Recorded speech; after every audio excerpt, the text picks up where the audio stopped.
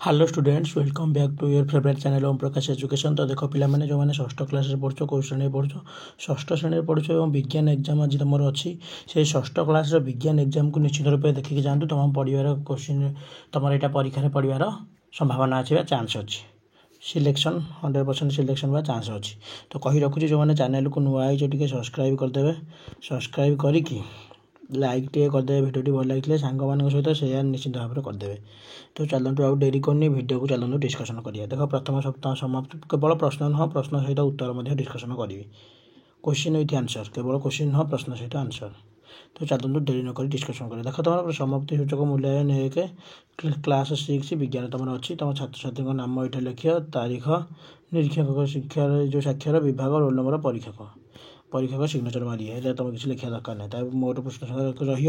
देख प्रथम question T कौन खाद्याभ्यास दृष्टि व्यंगक कौ प्राणी। तो पे खाद्याभ्यास दृष्टि व्यंगक कौ प्राणी व्यंग हूँ कौ प्राणी व्यंग हूँ मांसाशी प्राणी कौन मांसाशी प्राणी कारण व्यंग कीट पतंग खाए तेणुक कौन व्यंग हूँ मांसाशी प्राणी।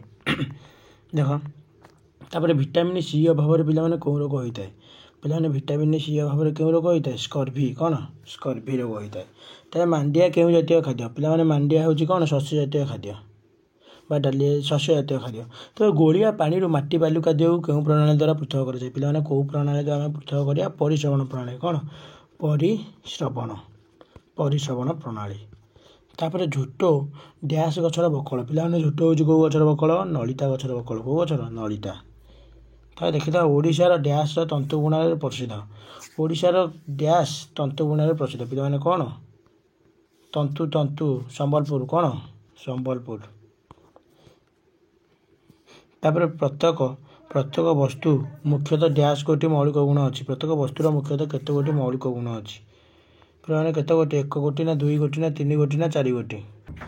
तापर नेक्स्ट क्वेश्चन पे देखिए प्रत्येक वस्तुर केतोटी मौलिक गुण अच्छी पे प्रत्येक वस्तुर केतोटी मौलिक गुण अच्छी टे कहीदि। तो प्रत्येक वस्तुर 3 गोटी मौलिक गुण अच्छी।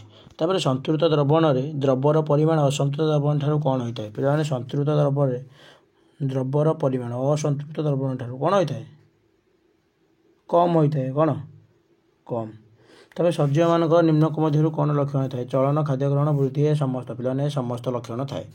तापर सप्तफेणी गछर मांसाल अंशटी यार डैश अटे सप्तफेणी मांसाल अंशटी यार कौन अटे यार पत्र अटे कौन पत्र मांसाल अंश जो कारण सप्तफेणी कौन कह यहाँ समुद्र जो मरुभूमि देखा जाए मरुभूमि देखागले मरुभूमि जो उद्भिद मैंने पानी से कम पाती तेणुक उच्चेदन प्रक्रिया कम करने से कौन करते पत्र गुड़ाक कांडा रूप में कर दिखाते बुझीपारे ना बुझीपारे। तापर खजुरी हूँ मरुच सप्तफेणी कौन खजुरी मरुच सप्तफेणी कौन सप्तफेणी मरुच हो पारे। तापर उद्भिद हूँ अट्ठा तो प्राणी आमको कौन दिए प्राणी आमको उद्भिद अट्ठा प्राणी क्षीर दिए। तापर चीनी हूँ द्राव जड़ द्रावक। तापर कलरा हूँ खदड़ काच बाटी हूँ मसृण कपा हूँ उष्ण जलवायु नलिता हूँ आर्द्र जलवायु बा ओदा जलवायु। तापर 4 नंबर क देछि प्रत्येक खाद्य पदार्थ जैव रासायनिक पदार्थ को पे कौन कहुए जैव रासायनिक पदार्थ पे कौन कहुए पोषक कहुए। तापर फिल्टर पेपर क्यों प्रणाली व्यवहार कराए पे कौ प्रणाली परिश्रवण प्रणाली परिश्रवण। तापर मेढालोमरू क्यों तत्व प्रस्तुत कराए मेढालोमरू कौन पशम। तापर मनुष्य द्वारा तैयारी वस्तु पे कौन कहुए पे कृत्रिम बा मनुष्यकृत कृत्रिम बा मनुष्यकृत। तब लाजुकुड़ी लता को छुईले ताहा झाउड़ी जाए कहीं लाजुकुड़ी लता को छुईले ताहा बुझी हो जाए यह क्यों परिवर्तन पे क्यों परिवर्तन भौतिक परिवर्तन कौन भौतिक पुणी झाउड़ी जाए पुणी केते समय गले पुणी सी ठिया हो जो प्रक्रिया सजीव निज परी अन्य जीव सृष्टि करे से प्रक्रिया को कौन कहुए सजीव निज परी जीव सृष्टि करे से प्रक्रिया को कौन कहुए पे कौन कहुए प्रजनन कौन प्रजनन। तापर देछि 4टा मध्य जोटा अलग शब्द गोल बोलिया पॉलिस्टर ना नाइलन ना रेशम ना टेरिलिन पे पॉलिस्टर रेशम हो करेक्ट आंसर रेशम कौन रेशम रेशम कौन पे कह पॉलिस्टर नाइलन टेरिलिन एरा हूँ कृत्रिम तंतु एरा सब फैक्ट्री प्रस्तुत कराए कि रेशम हूँ कौन प्राकृतिक तंतु।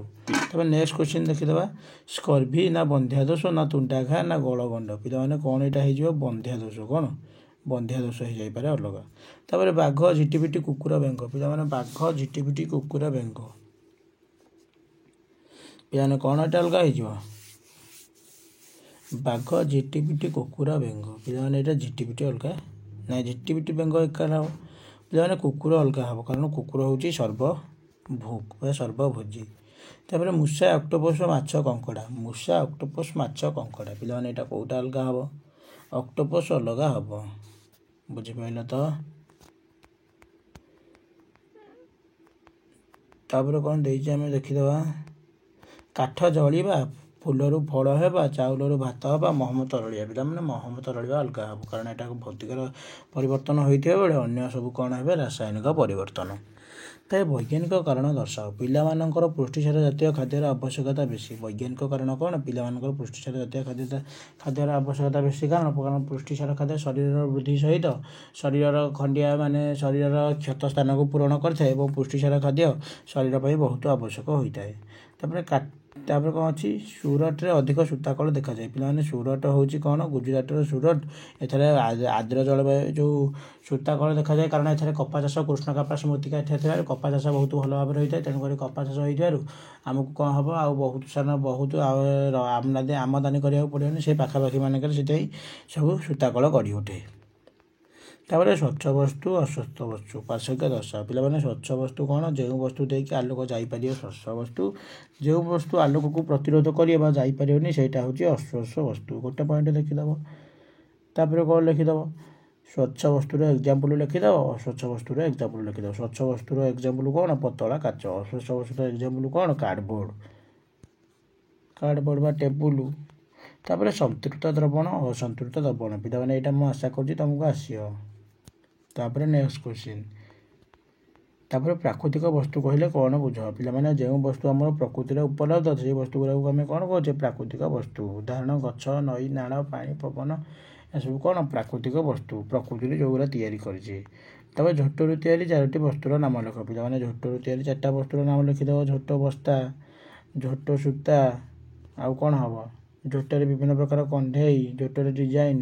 तापर अप्रत्यावर्ती परिवर्तन कहले कौन बुझ प्रत्यावर्ती माने भौतिक अप्रत्यावर्ती परिवर्तन कहले रासायनिक परिवर्तन जोटा पुणी थे फेरी आसीपे ना ता निज अवस्था को।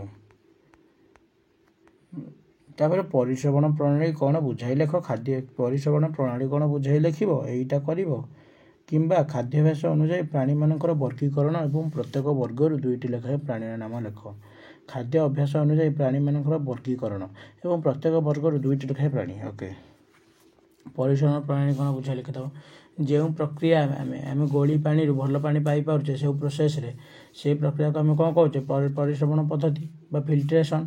तापर खाद्य यहीटा लिख ना लिख जब खाद्याभ्यास दृष्टि प्राणी मानकर वर्गीकरण और प्रत्येक 2टी लेखा उदाहरण दियो खाद्याभ्यास दृष्टि प्राणी मैंने केते भाग मांसाशी स्वभोजी जो मांसाशी तापर हूँ कौन आमर तृणभोजी मांसाशी सर्वभोजी सब देकी एग्जाम्पल देदेव सबको आसियो। तब मेघ सजीव कि निर्जीव जुक्ति द्वारा दशा कि रासायनिक परिवर्तन घटिला बोली किपरि जानिबा। तब पिलामाने एठी तमरो क्वेश्चन आंसर टी सरी जाउछि आशा करछि आज तमरो एग्जाम भल हबो रहिली जय जगन्नाथ। वीडियो को पिलामाने सब्सक्राइब करियो कारण बहुत कष्ट रे पिलामाने वीडियो होउछि टे सब्सक्राइब कर दियो वीडियो को सब्सक्राइब कर दियो लाइक टे पिलामाने शीघ्र करो चैनल को आज जो माने नुआ आछो टे सब्सक्राइब कर दियो दया करी।